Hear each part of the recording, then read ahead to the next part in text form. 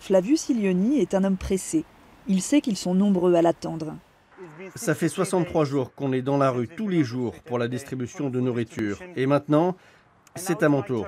Militant associatif, il organise tous les jours des maraudes auprès des migrants à Timișoara, dans l'ouest de la Roumanie.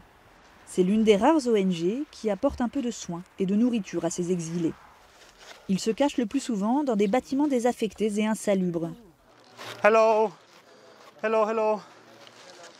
Depuis octobre dernier, il traverse en masse la Roumanie pour gagner l'Europe de l'Ouest. Du jamais vu.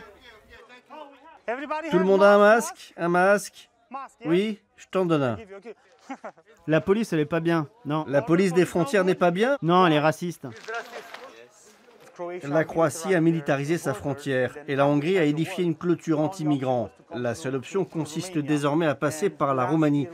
L'an dernier, on a enregistré plus de 6000 demandes d'asile. C'est le plus grand nombre de demandes jamais enregistrées ici. La plupart des migrants sont afghans. D'autres arrivent aussi du Pakistan ou de Syrie. Et malgré des conditions difficiles, des mois de marche exposés à tous les risques, ils ne regrettent pas d'être venus en Roumanie. C'est le cas de Nassir Edatoullah, un Pakistanais arrivé depuis un mois. Je suis arrivé il y a 25 ou 26 jours, ici à Timișoara. Je venais de Serbie. On a fait une demande d'asile ici, ce sont des gens bien. C'est pour ça qu'on est venu ici. Je pars dans 2 ou 3 jours et je veux aller en Italie. Si l'ONG de Flavius Ilioni est sur tous les fronts, côté municipalité, on avoue être aussi débordé. D'ailleurs, le pays ne compte que 1000 places d'hébergement pour les migrants. On n'a pas les moyens d'héberger ces réfugiés qui sont sans domicile. Ça devrait être le rôle et la responsabilité des agences gouvernementales. C'est un problème national et ça doit être réglé à un niveau national.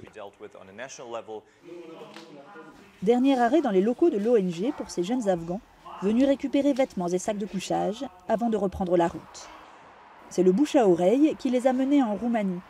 Nouvelle route migratoire dans les Balkans.